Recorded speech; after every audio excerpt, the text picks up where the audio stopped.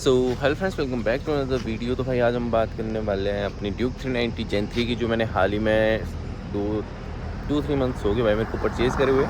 तो उसके बारे में भाई कैसे मेंटेनेंस कॉस्ट वगैरह मेंटेन क्या रहता है हर वीक का, मतलब every week. And after all अभी एक ही सर्विस हुई है, मैं ज़्यादा राइड नहीं कर रहा हूँ बाइक, क्योंकि भाई अब थोड़ा रिस्पॉन्सिबिलिटीज़ भी बढ़ गया और काम वगैरह भी करना पड़ता है।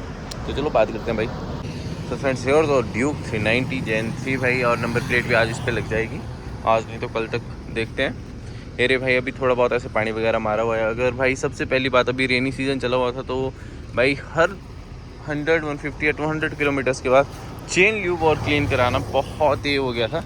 जो कि भाई अगर आप चेन ल्यूब आपके पास खुद का नहीं है, एक तो भाई सबसे बड़ी दिक्कत है सेंटर स्टैंड नहीं है 390 में। आपका जो होता है पैडलॉक वगैरह जो भी होता है, जो लगता है भाई, वो चीज़ अगर आपके पास नहीं है। बट हमारे यहाँ भाई है भाई, GS मोटो में वहीं कराता हूँ अपनी चेन ल्यूब क्लीन, सब कुछ वहीं होता है। तो अभी रिसेंटली कल ही मैंने कराई है, तो ये देख लो भाई। और अभी अगर बारिश वगैरह होगी, कीचड़ हो गया, तो फिर से भाई मतलब हार्डली 100 किलोमीटर चलेगी, फिर आवाज़ आने लगती है, ड्राइनेस फील होने लगती है भाई चेन की इसकी।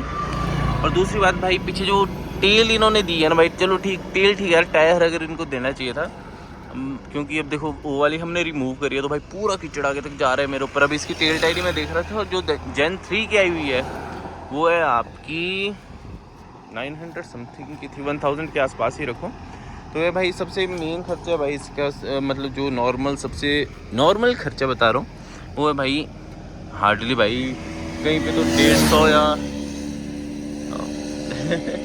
कहीं पे 150 या 200 लेते हैं भाई ल्यूब क्लीन टाइट चेन के। और भाई सबसे बड़ी दिक्कत पता क्या है, जैसे ल्यूब कराते हैं ना, टायर पे देखो यार कितना कार्बन जम गया भाई, इतना गंदा हो रखा है ना टायर। इसको वॉश करता है ना भाई, तो होता है कि खुद करते हैं तो भी भाई कई जगह डीजल वॉश वगैरह जो भी होता है।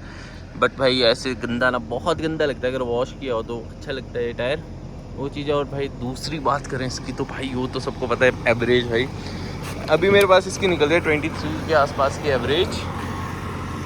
ये आ रही है भाई यहाँ 23.7। वो भी मैंने कल भगाई थी। कल मैंने 6 या 7 दिन बाद हार्डली अपनी बाइक राइड करी थी। वो भी पहले 10-20 किलोमीटर में आराम से 40-45 तक फिर तब फिर आज अभी लाया हूँ। अभी मैंने 65 टच करी है रिसेंटली। भाई डर लगता है भाई इतनी स्पीड में खुद को जो चला रहा होता है। और भाई फ्यूल क्या रहता है यार इसका, जैसे कि अगर फुल टैंक करा दिया तो हार्डली 400 या 400 तक चल पड़ता है यार।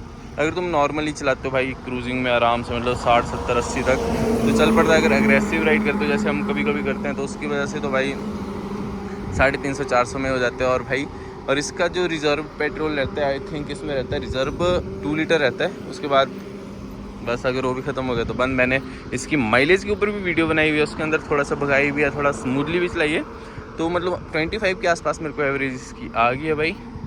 तो ये है भाई दूसरी चीज़। और भाई अभी ब्रेक्स की बात करें तो अभी तो काफ़ी चल रहे हैं अभी डिस्क पैड, बट मेरे को लग रहे हैं जिस हिसाब से हम चलते हैं थोड़ी बहुत स्टॉपी वगैरह भी मार रहे हैं, तो उसकी वजह से थोड़े ब्रेक्स भी जल्दी ख़त्म हो जाएंगे। तो इसका फ्रंट का जो डिस्क पैड है वो 3000 का है, जिसमें पड़ा हुआ एक आता है यार ग्रेमिका कंपनी, उसका थोड़ा सस्ता है, वो भी मैं एक बार ट्राई करूँगा। उससे ब्रेकिंग अच्छी लगी तो डालेंगे, बट मेरे को ब्रेकिंग के साथ रिस्क नहीं लेना है। और जो रियर का है भाई वो 250 के आसपास का है, मतलब 250 तक पड़ जाता है। रियर स्पेड सस्ता है, बस फ्रंट वाला महंगा है इसका। सो फ्रेंड्स ये नॉर्मल सी चीज़ बताई मैंने कि हाँ ये चीज़ें मेंटेन करने, अगर आपको भाई 1 मंथ की मेंटेनेंस कॉस्ट आती है आपकी, जैसे मेंटेनेंस में मतलब फ्यूल तो आता नहीं, बाकी चीज़ आता है, बट इंक्लूडेड फ्यूल अगर आप डेली राइड कर रहे हो, मंथली 1000 किलोमीटर तक चल रहे हो, तो ऐसा रखो 3000 का पेट्रोल, और बाकी जो क्लीन चेन ल्यूब क्लीन करनी है उसका रखो 500-600, उसका रखो मतलब 3500 तक की इसकी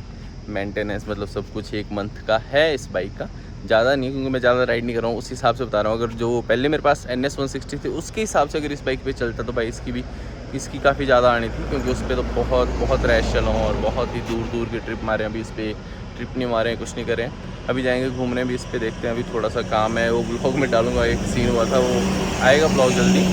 एंड अभी यार की चेन भी मेरे लिए, की चेन भी आई हो, की चेन भी आपको दिखाऊंगा, बट अभी वो मेरे तक नहीं पहुंची है, वो भी दोस्त के पास ही है। देन आई होप थोड़ा, मैंने ऐसे ब्लॉग अपलोड करा था, काफ़ी दिन से डिसकंटिन्यू हो गया था, मैं ट्राई करूँगा अब कि कंटिन्यू ब्लॉग डालूँ। NS 400 भी अपने ग्रुप में आ चुकी है, तो उसके साथ भी ब्लॉग डालेंगे हम उसके, और इसका कंपेरिजन सब कुछ, उसकी टॉप स्पीड वगैरह।